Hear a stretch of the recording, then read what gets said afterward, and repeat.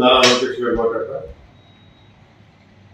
మేము 2014-2019 అధికారంలో ఉన్నప్పుడు మీరు అక్కడ తెలంగాణలో అనుమతి లేకపోయినా కాళేశ్వరం ప్రాజెక్టు కట్టుకున్నారో మేము చూసి చూడనట్టు పోయామని చెప్పి మాట్లాడటానికి తీవ్రంగా ఖండిస్తారు. నిధులు నియామకాలు అని 2014 ముందు పెద్ద ఎత్తున ఉద్యమాలు జరిగినప్పుడు ప్రధానంగా Krishna river management board, Godavari river management board యొక్క విజేష్ ట్రిబ్యునల్ అవార్డు కానీ, రైపేరియన్ రైట్స్ కానీ అన్ని చర్చకు వచ్చినప్పుడు చాలా ఇదిగా సున్నితమైన అంశాలన్నీ కూడా ఎవరికి ఏ నిష్పత్తిలో వాడుకోవాలి, ఎవరో మిగులు ఎలా హక్కుదారులు, ఎవరో ఏ రాష్ట్రం అని చెప్పి స్పష్టంగా విద్యుత్ చట్టంలో పెట్టడం జరిగింది.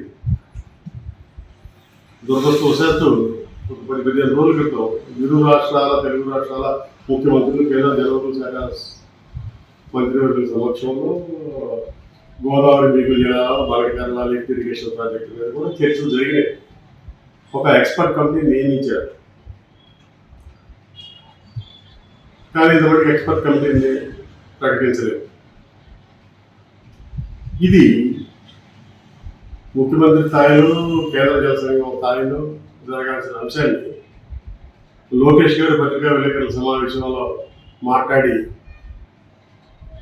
దీన్ని సమస్యను జైక్లీన్ చేయడాన్ని అది భావ్యం కాదు.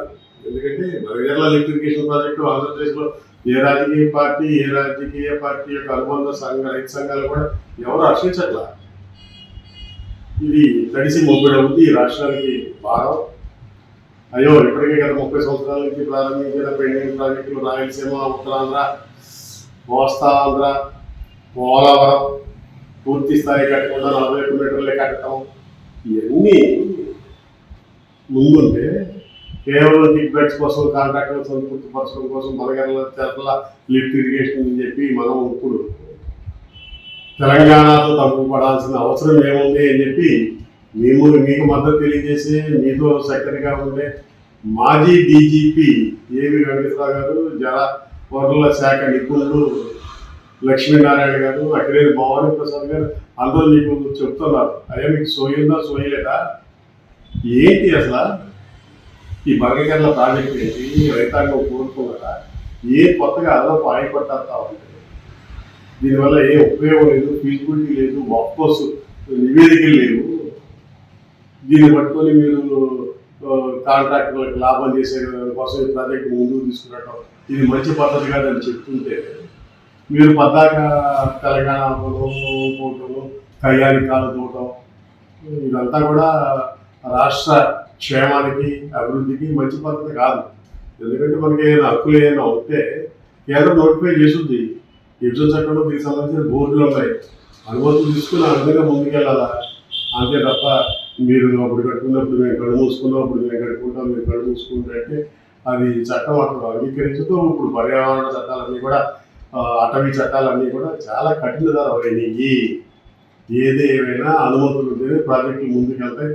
ఇతర దేశాలకు సంబంధించిన బ్యాంకులు కానీ, కేంద్రం కానీ నిధులు ఇవ్వటాల కోసం ఇవన్నీ చూస్తాయి. ఏమి లేకుండా పత్రికా విలేకరుల సమావేశం పెట్టేసి ఏమేమి కట్టుకుంటాం, మీరు ఎవరు ఆపుతారో చూసి అదే అంటే అది మంచి పద్ధతి కాదు. తక్షణమే ఉద్రిక్తతలో రెచ్చగొట్టే విధంగా మాట్లాడవద్దని, సమయంలో పాటించాలని ఈ బలగేరళ లిఫ్ట్ ఇరిగేషన్ ప్రాజెక్టుకి రాష్ట్రంలో ఏ రైతు సంఘం కూడా హర్ష వ్యక్తం చేసినా అసలు రాయలసీమ కామ పరిస్థితులను బుజ్జిగా చూపించి కృష్ణా జలాల వాటాని మనం ఎక్కువగా పొందాము. అటువంటి రాయలసీమ ప్రాంతానికి మనం నీళ్లు అదనంగా కేటాయించాల్సింది పోయి నువ్వు పోలవరం టు బలగేరళ ప్రాజెక్టు పెట్టి 80,000 కోట్లు తీసుకొస్తాం మూలంగా ఏ లాభం జరుగుతుందని మేము అనుకున్నాం. శ్రీశైలం ఫ్లంచ్ పూల్ ఏదైతే నీళ్లు ఇచ్చినప్పుడు దాని కింద ఏదైతే గొయ్యిందో ఆ గొయ్యితో బట్టి పొడచలేకపోతా ఉన్నాం మనం. శ్రీశైలం పూడికి తీయలేకపోతా ఉన్నాం. అనేక ప్రాజెక్టుల యొక్క సామర్థ్యాన్ని పెంచలేకపోతున్నాం. కాలువ సామర్థ్యాన్ని పెంచలేకపోతున్నాం, పోతిరెడ్డి లెక్చర్ సామర్థ్యానికన్నా తక్కువగా ఉన్నాయని తీసుకెళ్తున్నాం, గాలేరు దగ్గరికి కూడా కాలువ లేకుండా ఉన్న పరిస్థితి, అంద్రీనీవ ఉత్తరాంధ్ర అన్ని చోట్ల ఈ విధంగా కొనసాగుతూ ఉంటే మళ్ళీ కొత్తగా Polavaram to Balagacharla lift irrigation project అని చెప్పి కొత్త పంచాయతీ పెట్టద్దని చెప్పి ఉన్న ప్రాజెక్టులు అయ్యో దాన్ని పూర్తి చేయమని చెప్పి గౌరవ మంత్రి గారికి కృష్ణా డెల్టా పరిరక్షణ సమితి నాయకుడిగా కాంగ్రెస్ పార్టీ రాష్ట్ర ఉపాధ్యక్షుడిగా మీకు సవినీయంగా మనం చేస్తా ఉన్నాం.